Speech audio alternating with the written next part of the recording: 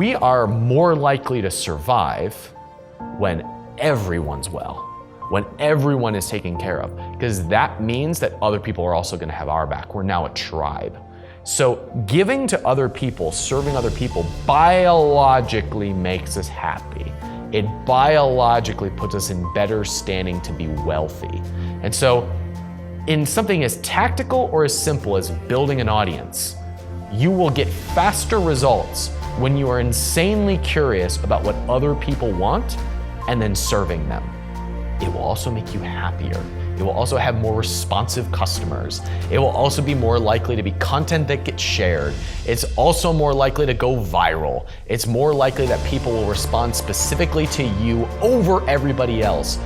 So you win by not trying to win for yourself, but winning for somebody else. Like, we are all wired just a little bit differently. It's kind of like the universe conspires for us to work with one another. I'm a little bit different than you. We have similar messages to similar people, but I'm just a little bit different than you. You're just a little bit different than me. And you're gonna connect with this. We could be the same group and we could give the same message and then hear it completely differently. And so I don't have to be threatened by your 1 million YouTube subscribers, right? Because like, some people would see that and be like, oh, I can be better. I wanna be better than you. Like, no, like what makes us powerful is that uniqueness, our experiences, our perspectives, that we are wired to be working with one another, but we aren't naturally in an environment to do that because we live behind screens, because we spend most of our time alone. And when you spend your time alone, of course, you are going to be in that survival mode that means I've got to be better than this other person. Of course, everyone's a threat to you at that point because you are on your own thinking that you have to survive better than all of these other people. Hey everyone, this is Stefan James from Project Life Mastery. I'm here right now with my good friend Ryan Moran, the founder of capitalism.com and the Capitalism Podcast. Ryan is an incredibly successful entrepreneur. He's built multiple e-commerce brands to 7 figures, 8 figures per year. He's helped hundreds of other people go from 0 to 1 million. And that's what we want to talk about today, is how you, someone that's watching this video right now, looking to start a business or build or scale your business to that $1 million point. Without buying Bitcoin. Yes, without especially that. So brother, thank you. Thanks, man. It's good to see you again. Yes.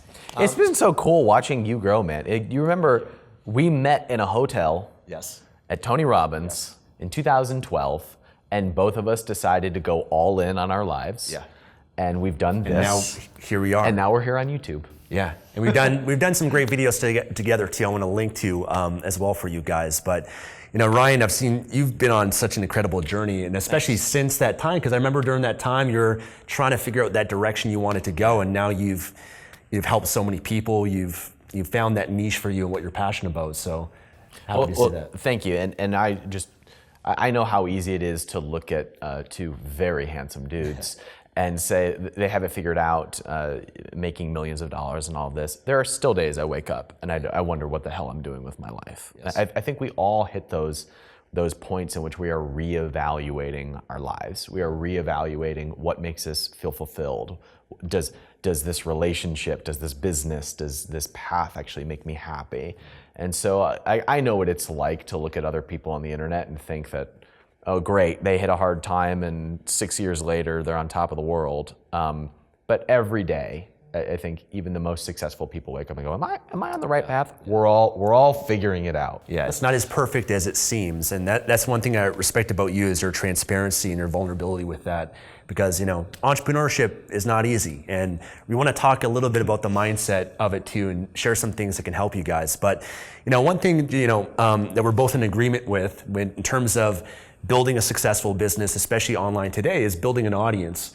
And I know that's one thing that you talk a lot about. So do you mind sharing just a little bit about that? It's one thing that a lot of people don't want to do, but it's one of the most important things. And there's a mindset that can help people with that. Yeah, so let's frame this. So I help entrepreneurs get to 1 million, pass 1 million, sometimes get past 10 million, exit for millions of dollars. Yay, big numbers. Everybody wants the million, and they want the fast lane to 1 million. I've kind of become a little bit famous for breaking that into 3 stages.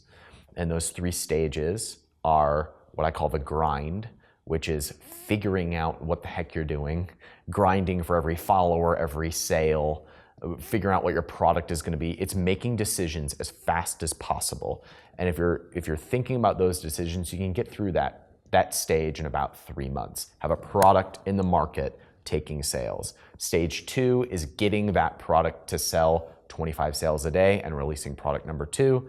And the next 6 months, months 6 to 12, are all about releasing additional products and turning on advertising so that you have 4 products selling 25 sales a day, which is 100 sales a day, at an average price point of $30, which is a $1 million business. Now, caveat, there's a way to do it faster.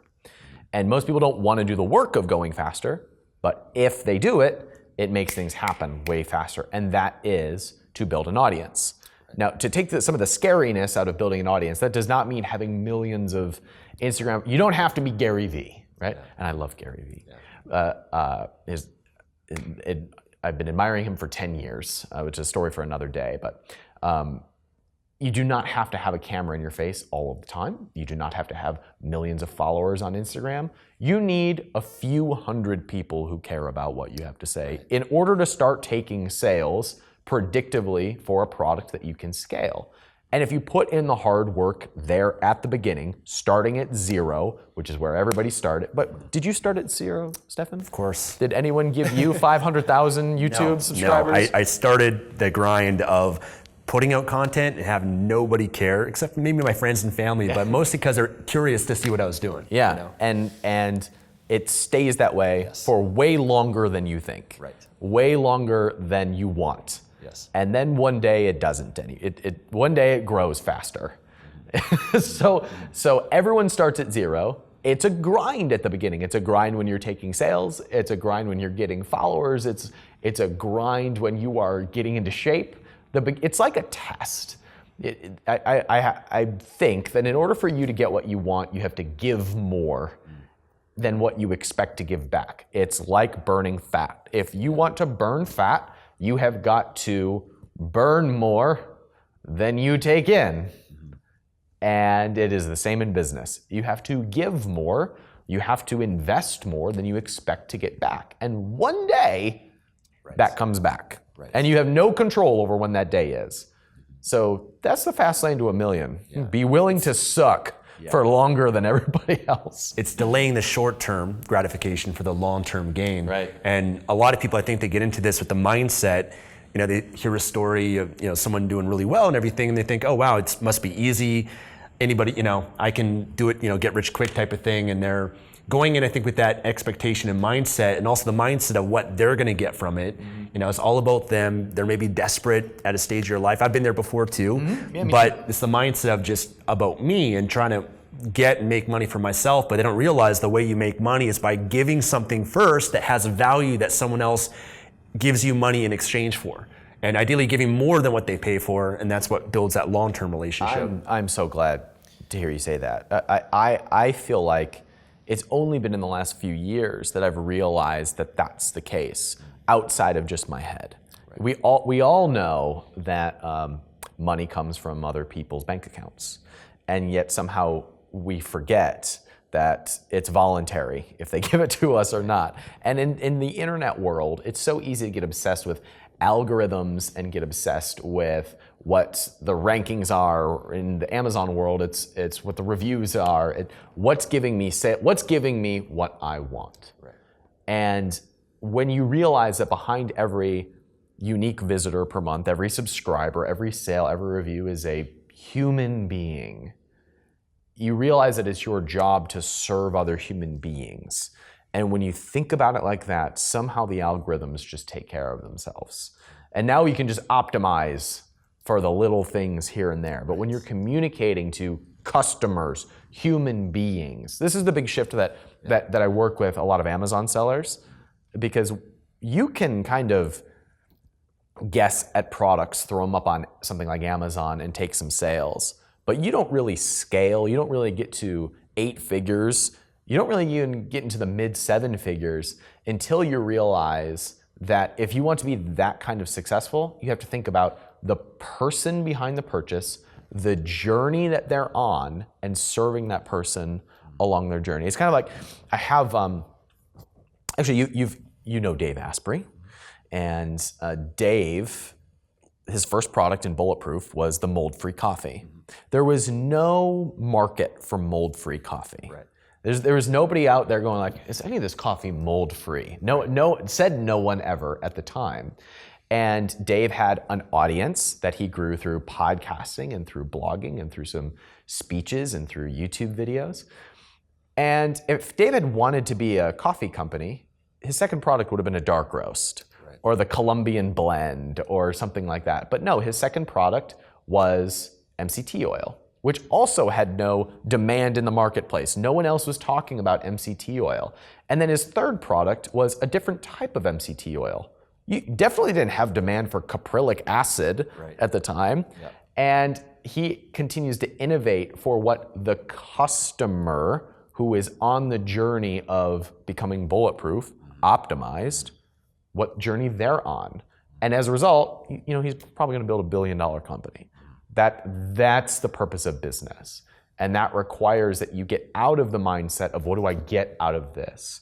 And what do I create for other people? Knowing that you're literally creating the pie as a result of doing that, and you're gonna get a chunk of it. And it's going to serve you very, very well. And I find with that mindset too, when you actually care about people and you care about them and I've heard a lot, Tony Robbins, who we both are fans of, one thing he's always said is that his caring is his power.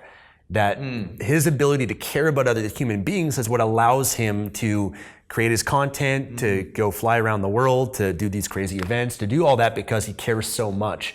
And that's one thing that I've tried to access more within myself is how can I care more about them? Because I know if I do, I'm gonna create better content, I'm gonna create better products, I'm gonna over-deliver for them.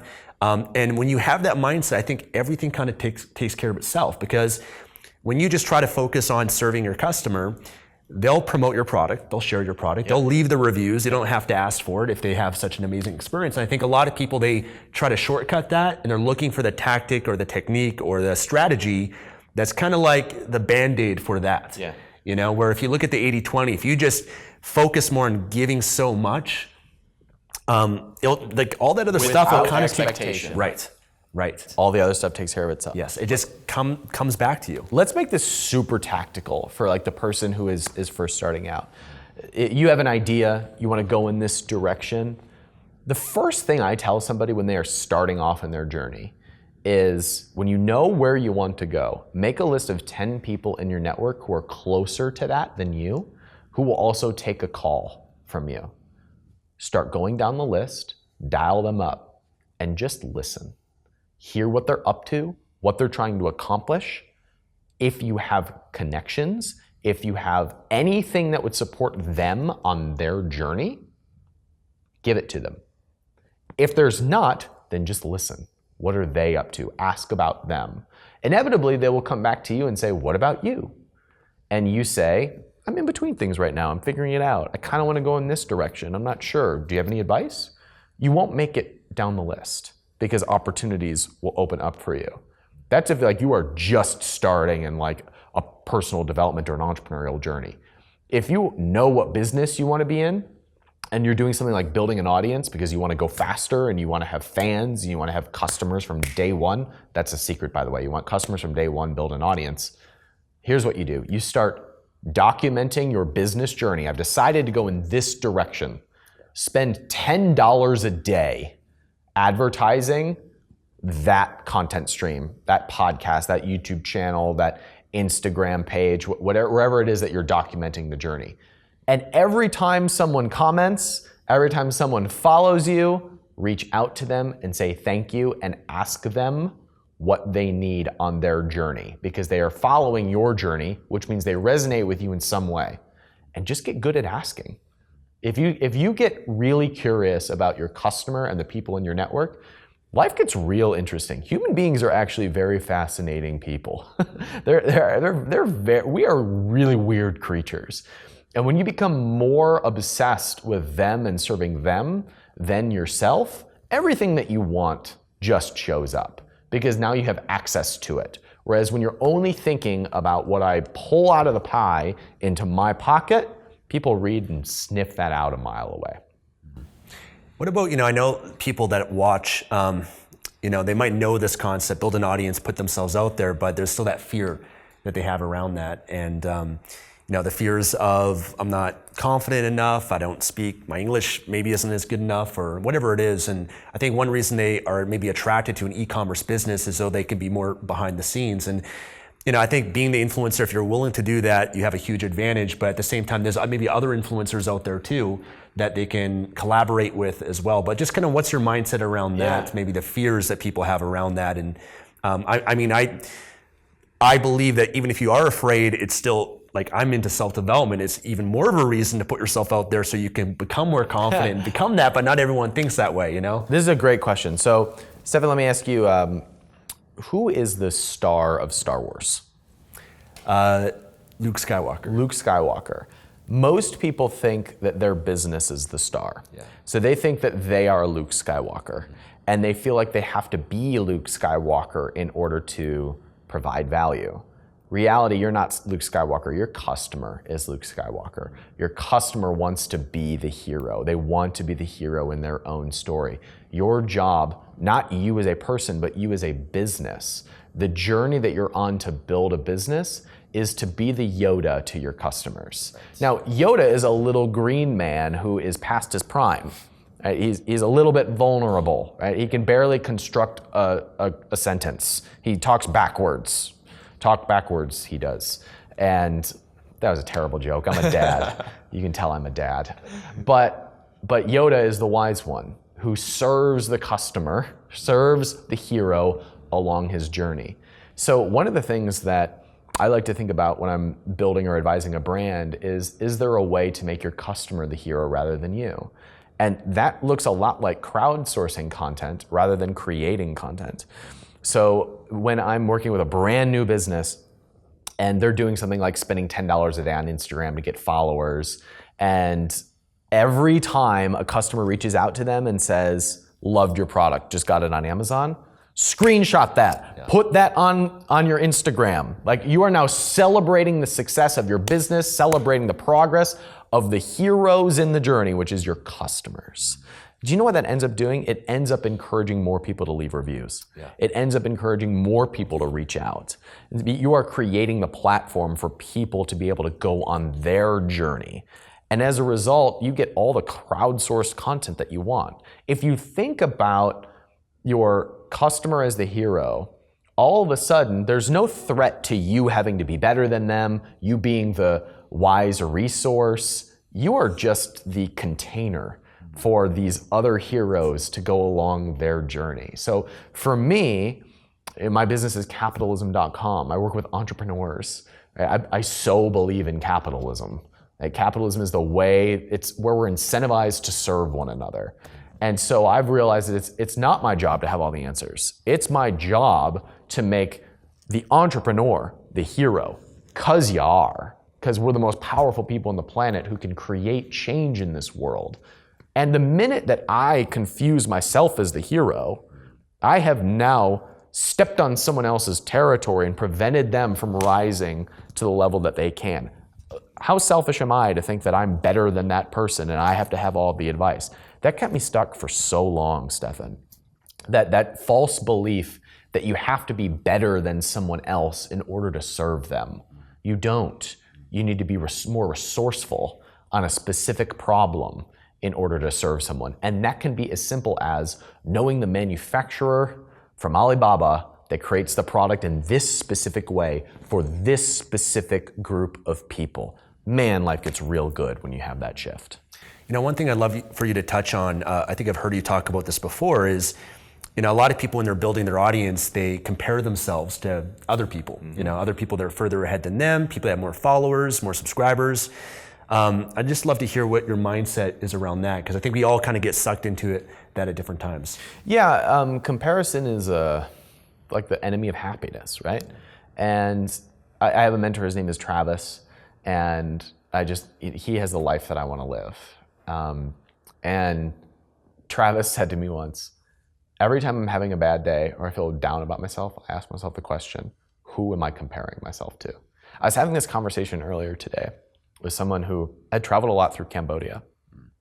And they were talking about how they stayed at a $5 a night Airbnb. I don't think they have Airbnb in Cambodia, but like, some sort of hotel or something.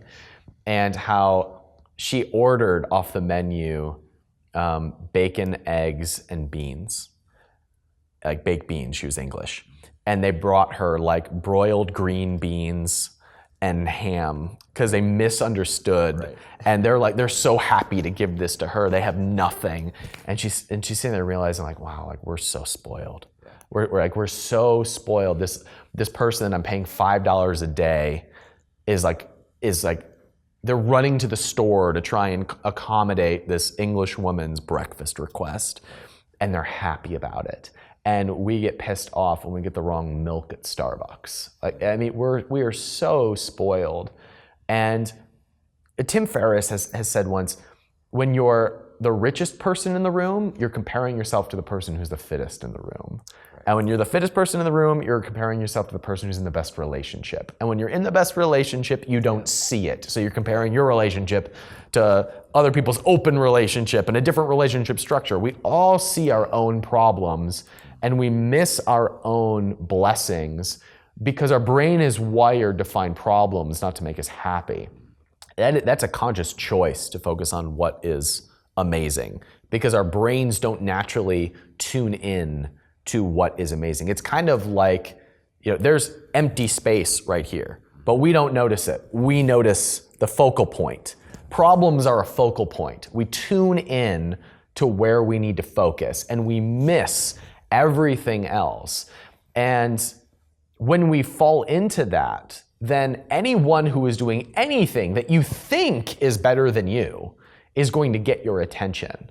And as a result, we're constantly in this unhappiness trap, moving further and further away from what we really desire and who we really are. It's no way to build a life. I had this realization once where when I first started capitalism.com, I hired some people, we looked at the numbers, optimized for the numbers, and no one was enjoying the process. And I realized that I was putting money into something to scale my own unhappiness.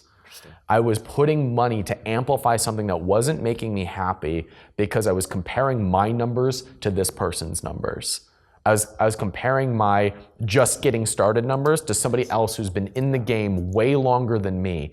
And I'm trying to dump money and energy and time into something that wasn't making me happy. Yeah. I was scaling unhappiness. Yeah. And I think that is what was meant by the story in the Bible about building your house on sinking sand. It's like you are stacking up on something that just, there's no foundation there. There's no meaning there. There's no heart there. There's no happiness there. Happiness and ease is such a good guiding light. Not slothfulness, not laziness, but ease. Because we are all wired just a little bit differently. It's kind of like the universe conspires for us to work with one another. I'm a little bit different than you. We have similar messages to similar people, but I'm just a little bit different than you. You're just a little bit different than me. And you're gonna connect with this. It could be the same group and we could give the same message and them hear it completely differently. And so I don't have to be threatened by your 1 million YouTube subscribers, right? Because some people would see that and be like, oh, I can be better. I wanna be better than you. No, what makes us powerful is that uniqueness, our experiences, our perspectives, that we are wired to be working with one another, but we aren't naturally in an environment to do that because we live behind screens, because we spend most of our time alone. And when you spend your time alone, of course, you are going to be in that survival mode that means I've got to be better than this other person. Of course, everyone's a threat to you at that point because you are on your own thinking that you have to survive better than all of these other people.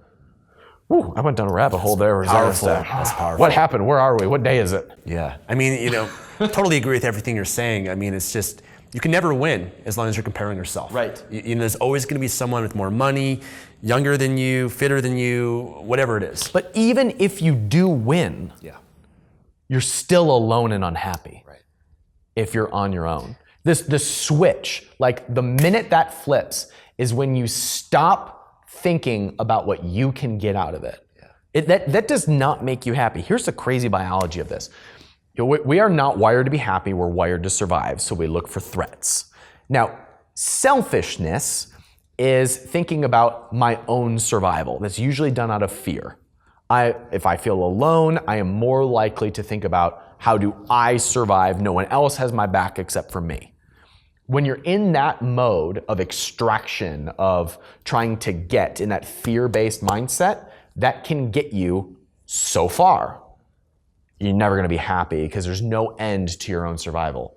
Love is other people's survival. Love is being willing to do things that make other people survive. Here's why it feels good. Here's why love feels good and fear doesn't.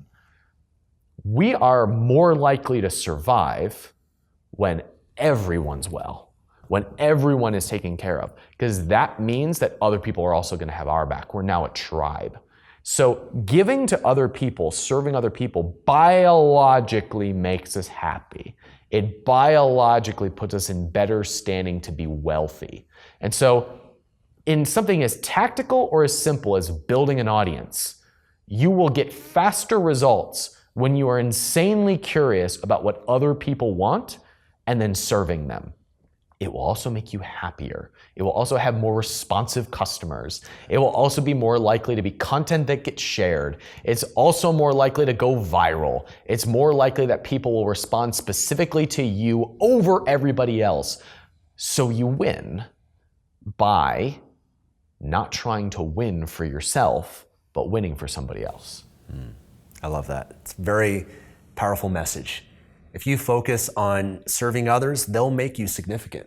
You know, they'll give you that sense of it, you know? Clip. And a lot of people, they're, you know, trying to put themselves out there, look at me, it's all about me, me, me, trying to get that significance. But if you just direct that energy, not on yourself, but just trying to serve, it comes back to you, as you said. When I'm working with a new entrepreneur and they're looking at the path to $1 million, the question often comes up like, what product do I choose? Right. What product do I sell? And what they're actually asking is, what's a good product for me to make profit? It's like, what do I get out of it? But if I can get them to flip it and say, who's the person that you're targeting and what's the journey they're on and what do they buy along that journey?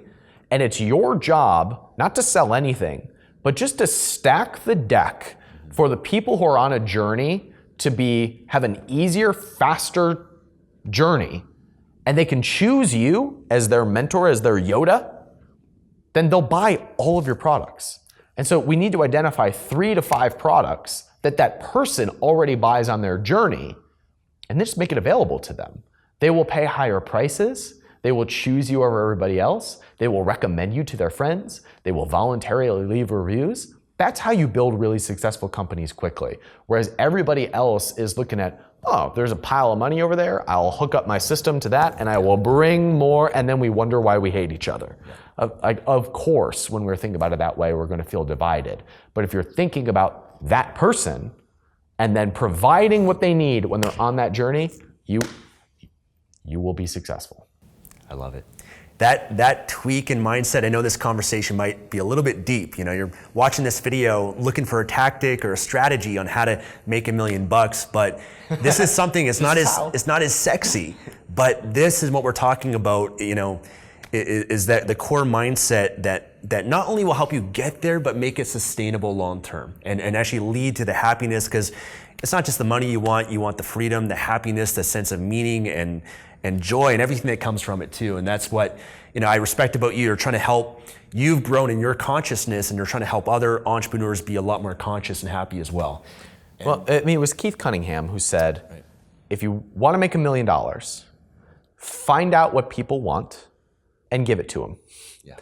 Most people, especially new entrepreneurs, spend all their energy on the give it to them, but they never take a minute to find out what people actually want. And so they get stuck in this hamster wheel of, this is what I got, this is what I got for you, this is what I got for you, without ever being curious about what it is that you want. You want to make $1 million, find out what people want, then find a way to get it to them. It is just practical in order to get the results that you want. But most of us live in this world of, even though we talk about abundance, we live a life of scarcity because we're afraid that we're not enough, we're afraid there's not going to be enough, we're afraid that there's never going to be enough, and as a result, we don't feel like we have anything to give. You know how you find out what you have to give? You find out what other people want, and then you just go be resourceful to get that. That's how you make $1 million. I love it. I guess one more question for you. Just any last words of advice for someone that might be watching this that is, I mean, you've given so much already, but any final mindset or thing that you wish that maybe you had when you started? Yeah. I mean, this is Project Life Mastery. Money is a piece of that. And we tend to optimize for one variable in the equation. And it took me a long time to realize that the pursuit of money was an amplifier to whatever life that I wanted. And I had this belief that if I made the money, then I could go address the other areas of my life. And I found that that was true. But I found that when I had the money, I had neglected all the other areas of my life so much that the money just scaled more unhappiness. That it amplified all the other broken areas of my life. Money is like alcohol. If you give alcohol to a generous person, they start giving things away. You give alcohol to an angry person, you better leave the house. But money is exactly the same way. If you give money to a selfish person, they become more selfish. If you give money to a scared person, they become more scared. If you give money to a generous person, they become more generous. And I wish someone had told me that the only thing that changed at the other end of being rich was that the money in the bank account changed. Now, everything else can change, like the house can change, but you're still living in here. And that is body, that is mind, that is spirit, that is relationships. Every time I'm going through a hard time, specifically in business, sometimes life has to kick me around for a bit in order for me to get a lesson. And I always go back to, my business grows when I really dial in my relationships, my mindset, my body, my habits. And then business gets real easy because I don't expect business to fix all of the other problems in my life. I expect business to be an amplifier of my life and a way for me to serve other people because my cup is so full, I'm so good that I can now serve, and money just shows up. Money is the product of good work. People spend money on other people's good work. Naval Ravikant says it's like an IOU from the past. It's like, you did good work in the past, so we're going to give you an IOU for something that you want to do in the future. Man, I wish somebody had told me that 10 years ago. Because instead, we think about money as this pile sitting over here that we have to get, and there's all these obstacles that are in our way that are preventing us from getting the money. But it's the amplifier of good work. And you can only really do good work when you are really, really good in all the other areas of life. That's how you serve other people. So glad that you mentioned that. So brother, I want to thank you so much for your time. Thank you. I know I could talk to you forever, but we'll have to do this again. For those of you that want to learn more about Ryan and what he's up to, check out capitalism.com, check out his Instagram, his podcast. We'll link all of that for you guys below, but I highly recommend to get, not just with the business and the strategy, but we're in alignment with the mindset and the life as well. So thank you guys so much for watching this. Hopefully you guys enjoyed it. If you did, give this video a thumbs up, subscribe for more, leave a comment below. If there's something that Ryan mentioned that really resonated with you, share that below. I'd love to hear what that is. Thank you guys so much. We'll see you again in the next video. Thanks for having me.